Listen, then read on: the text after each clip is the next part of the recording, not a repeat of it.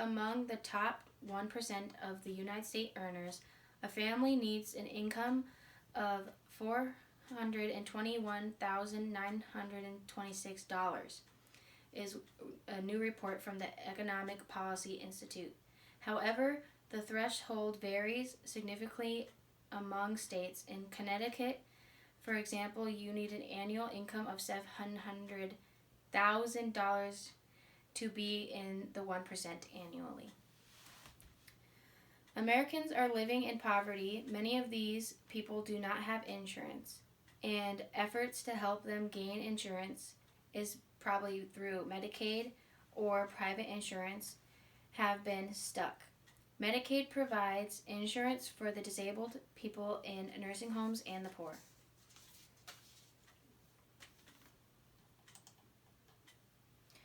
Poverty in America estimated at 13.5%, and unfortunately, more minorities live in poverty-stricken areas more than the whites. Education is key because not everyone has a goal of what they want to be. Not everyone knows what they like at school. So schooling should be able to widen their education systems for everybody. This is causing a lot of problems for families and children. But I believe that us individuals should be able to find solutions and help with ones in need by either donating, creating new jobs, or donating, like money and stuff like that.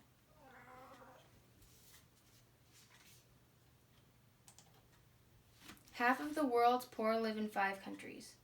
Of the 736 million extreme poor people in the world in 2015, 368 million lived in only 5 countries. The 5 countries with the largest number of extreme poor are India, Nigeria, Democratic Republic of Congo, Ethiopia, and Bangladesh. These do happen to be South Asia and Sub-Saharan Africa's most populated nations, the 2 regions that together account for 85% of the world's poor.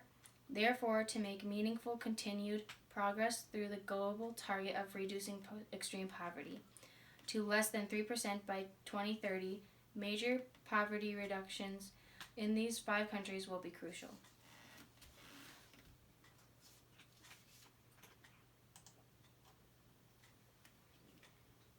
And that just shows more about how the Sub-Saharan Africa and South Asia, and how it shows how that's the majority, and we're the black right here, which is by only 1%. Trump administration. President Trump promised to lower prescription drugs costs and repeal Obamacare, although he hasn't been successful in repealing the Affordable Care Act. He has weakened it considerably by defunding it, gave tax cut companies in hopes that they would be a trickle-down effect to American workers. However, this did not happen as the money was spent on stock buybacks and CEO bonuses. Just a few weeks ago, Housing Secretary Ben Carson called poverty a state of mind. At the same time, his budget to help low-income households would be cut by more than $6 billion next year.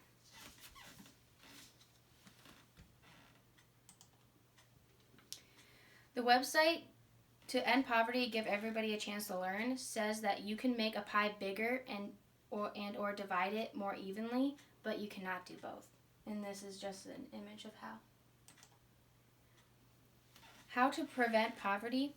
About half of the world's populations, are 3 billion people, live on $2.50 a day. Even in the 21st century, 80% of the world's population lives on less than $10 a day. It is really important to concentrate on how to avoid poverty, both in the ways a person can impact and in the broader improvements that need to be made to end poverty.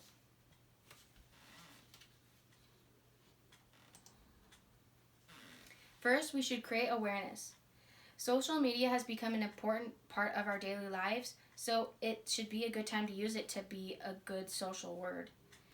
Like you can share on links on Facebook, Twitter, YouTube, and other channels. Would allow people to learn about global poverty and raise general awareness about the issue.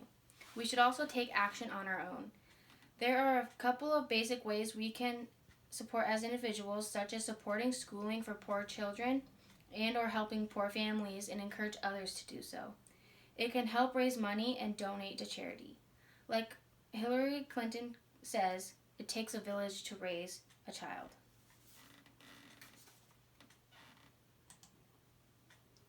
Donations in so many respects can be benefit.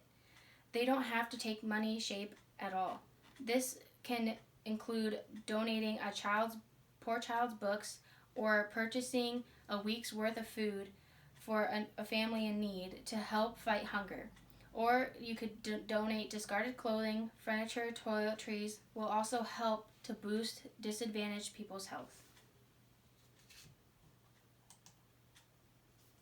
4, we should eliminate gender inequality. Despite 2/3 of the world's illiterates being female, the ratio of boys and girls in primary, secondary, and third education should be made equal. Girls attending school are less likely to get married before the age of 18. Raising child marriage rates worldwide by 64%. Similarly, literate women are less likely to spread diseases like HIV and or AIDS due to a better knowledge of disease transmission, which helps to accelerate poverty reduction in the long run. 5, we should create jobs worldwide. 197 million workers worldwide are unemployed, according to the International Labor Organization. In a world, more job opportunities mean more ways of stopping poverty.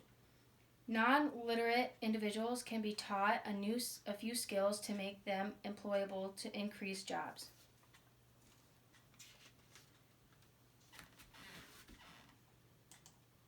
6, we should increase access to proper sanitization and clean water, because connection to clean water and sanitization has clear safety and education consequences.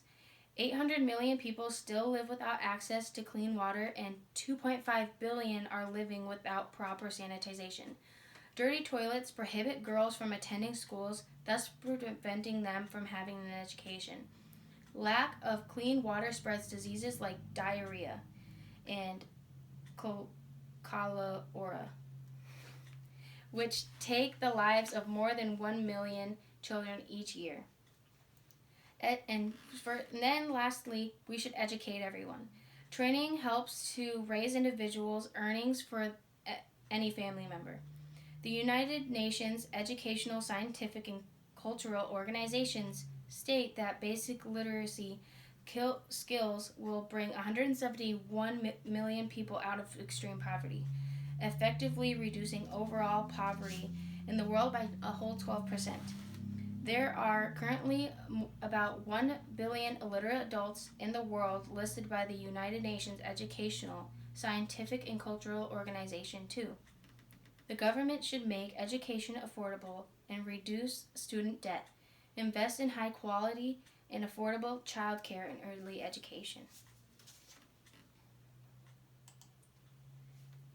In all, make meaningful progress towards the global target of reducing extreme poverty. It's up to us to help the ones who are in poverty to learn to help themselves.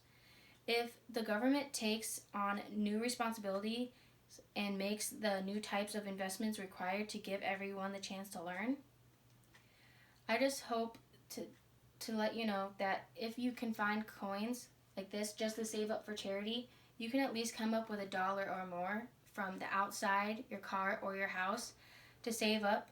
So it just goes to show that there is no excuses to help the poor.